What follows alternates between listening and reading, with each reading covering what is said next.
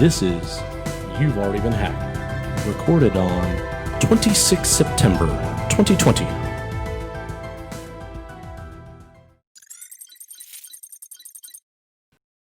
Kicking things off this week, a U.S. federal government agency has been hacked. CISA has reported that a hacker gained access and exfiltrated data from a federal agency. The name of the federal agency, the date of the intrusion, or any details about the intruder, such as the industry code name or state affiliation, were not disclosed.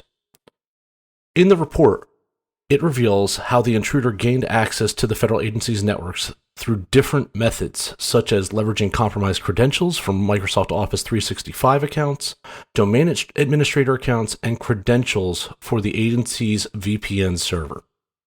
In addition, CISA says the malware the hackers installed on the federal agency's networks were, quote, able to overcome the agency's anti-malware protection and escaped quarantine. The use of Einstein, CISA's intrusion detection system that monitors federal civilian networks from a vantage point and was able to compensate for the attack bypassing local anti-malware solutions, was used to detect the intrusion. Operation Disruptor nets nearly 200 arrests. It's one of the largest global dark web takedowns to date. 179 arrests spread across 6 countries, and 500 kilograms of drugs have been seized. Approximately $6.5 million in cash and cryptocurrency has also been confiscated. While it was only announced this past week, Operation Disruptor traces its roots back to the 3rd of May, 2019. For note, that was the day the German police seized Wall Street Market, an at the time popular underground bazaar that gave international authorities everything they needed to round up the dark web drug trade. The arrests in the U.S. have trickled through over the last several months. The one big question is whether all of this activity and these arrests will have dark web drug buyers simply find new suppliers, or individual vendors seeking other places and other marketplaces to sell their nefarious items. Contractors have been sentenced for using their employer's system to mine cryptocurrency.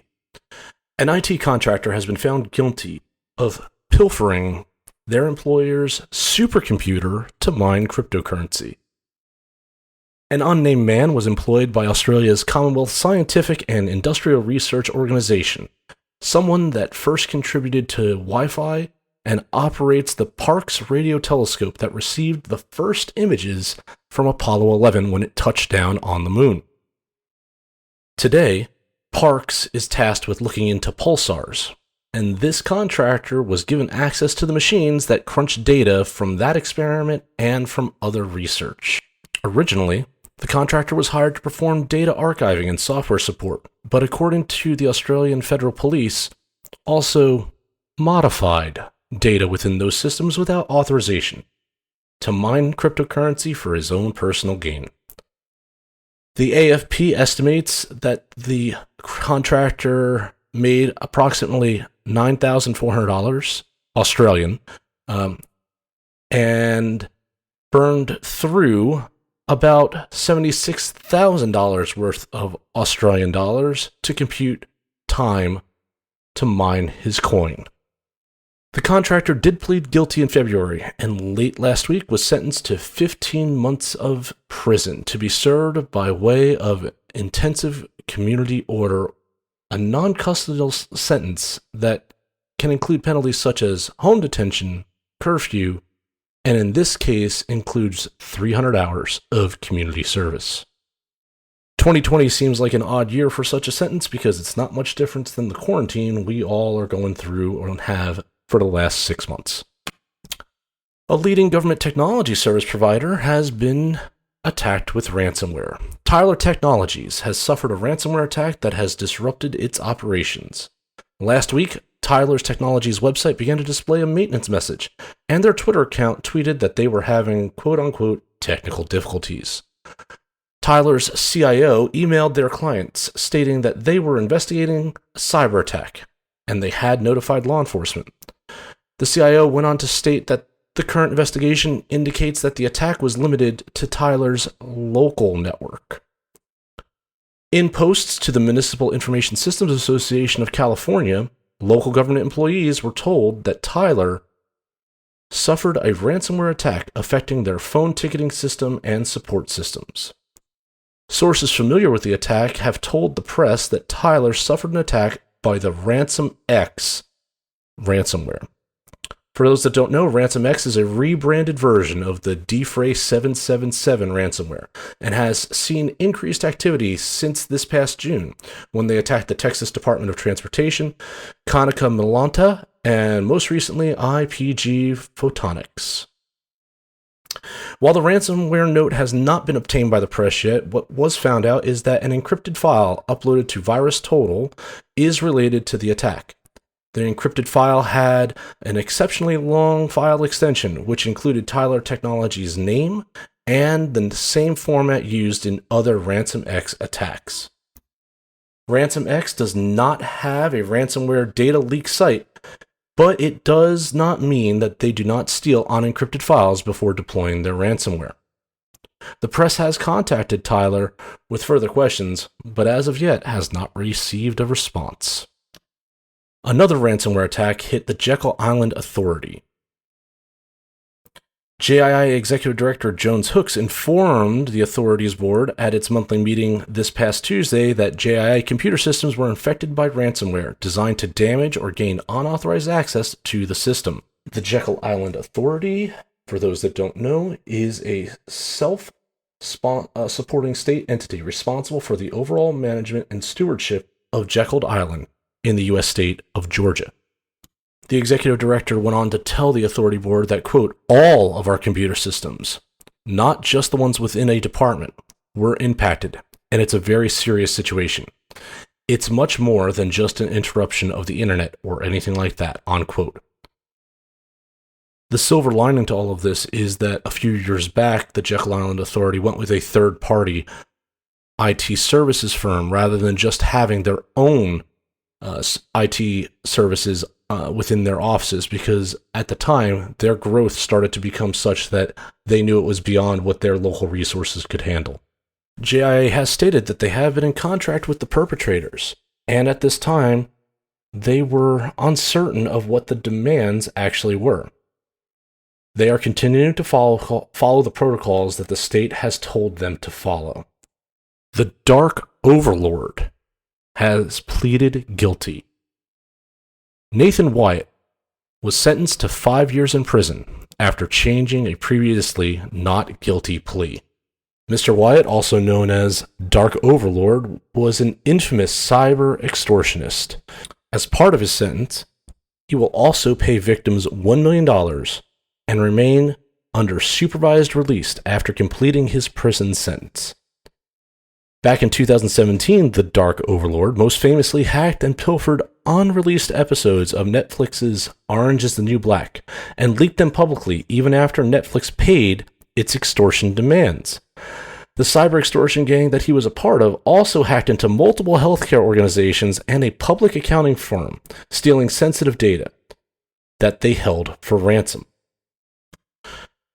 Mr. Wyatt had been resisting extradition attempts from the United Kingdom to the United States, but lost that battle in late December and was finally extradited to Missouri and arraigned. Arbiter Sports has had data stolen in a ransomware attack. Arbiter Sports provides software to sports leagues to manage referees and game officials and has disclosed a security incident that impacted around 500,000 of its registered members, all consisting of referees, league officials, and school representatives. Arbiter Sports is the official software provider for the NCAA and other leagues, and stated that it had fended off a ransomware attack earlier this year in July. In their recent data breach notification letter that was filed in multiple states across the U.S., the company said that despite detecting and blocking the hackers from encrypting its files, the intruders managed to steal a copy of its backups. In the backups, Data from Arbiter Game, Arbiter One, and Arbiter Works, 3 of the web applications used by schools and sport leagues assigned to manage the schedule and training programs of referees and game officials, was taken. In those backups, sensitive information about users who registered on the apps was taken away. Information such as account usernames, passwords, their real names, their physical addresses, their dates of birth, email addresses, and social security numbers. Good news! The passwords and social security numbers were encrypted in the file. Bad news, the unauthorized party was able to decrypt the data. The ransomware operators did reach out to Arbiter Sports with a demand for payment in exchange for deleting the files that they obtained. The company said it paid the ransom demand and obtained confirmation that the unauthorized party deleted the files. As we all know, though, there's no guarantee that another copy doesn't exist. A hacker group in Poland has been shut down. This past week, Polish authorities took down a hacker group that had its fingers in a multitude of cyber operations, such as ransomware attacks, malware distribution, SIM card swapping, banking fraud, and running fake online stores. They even made some bomb threats at the behest of paying customers. Originally, investigators said they found an individual named Lucas K., who found the hackers online in some internet forums and hired them to send a bomb threat to the local school, but to make the email look like it came from a rival business partner. The man whose identity was spoofed in the email was arrested and spent 2 days in prison before police figured out what had happened.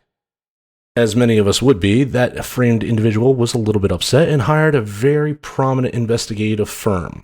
That firm then tracked down what was those hackers. And when the hackers realized what was happening, they then attacked the Polish mobile operator and generated invoices for thousands in Polish currency in the name of both the detective and the framed businessman.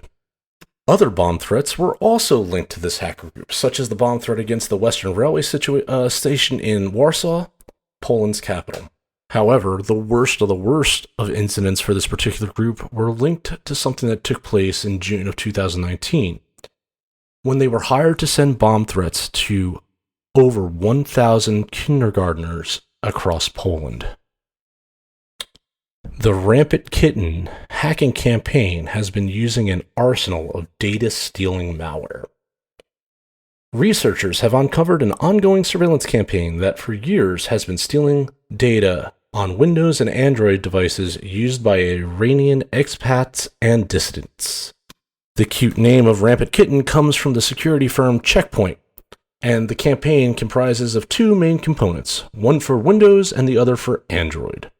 The objective is to steal Telegram messages, passwords, and 2-factor authentication codes sent by SMS, and then also take screenshots and record sounds within earshot of an infected phone. The Windows info stealer is installed through a Microsoft Office document with the title that roughly translates to "The Regime Fears the Spread of the Revolutionary Cannons." Once that document is open, it urges the reader to enable macros. If a user complies with this urging message, a malicious macro downloads and installs the malware. On the Android side, it is installed through an app that masquerades as a service to help Persian language speakers in Sweden get their driver's licenses. And our last story, the zero logon vulnerability in Microsoft Windows is being actively exploited. You need to patch now. One of the highest impact Windows vulnerabilities that has come out this year is now under active exploitation by malicious hackers. Microsoft has warned everyone last week. This development puts increasing pressure on laggards to update now. The vulnerability, and I'll be slow with this, is CVE 2020-1472. It allows hackers to instantly take control of the Active Directory, a Windows Server resource that acts as an all-powerful gatekeeper for all machines connected to that network. Researchers have dubbed the vulnerability zero logon because it allows attackers with only minimal access to a vulnerable network to log in to the Active Directory by sending a string of zeros in messages that use the net logon protocol. This particular vulnerability receives a 10 under the common vulnerability scoring system. And despite this high rating, the escalation of privileges vulnerability received scant, if any, attention when Microsoft patched it in August. And Microsoft deemed the chances of actual exploitation less likely. Everyone only took notice last week when the release of several proof-of-concept exploits and a detailed write-up which demonstrated the severity of the vulnerability and the relative ease of exploiting it came out. This past Wednesday, Microsoft issued a series of tweets warning that Zero Logon had now been exploited in the wild. For its part, Microsoft did provide several digital signatures of files used in the attacks, but didn't publicly provide additional details. Microsoft has also published a threat analytics report that's designed to help administrators assess the vulnerability of their networks. But it's only available to Office 365 subscribers.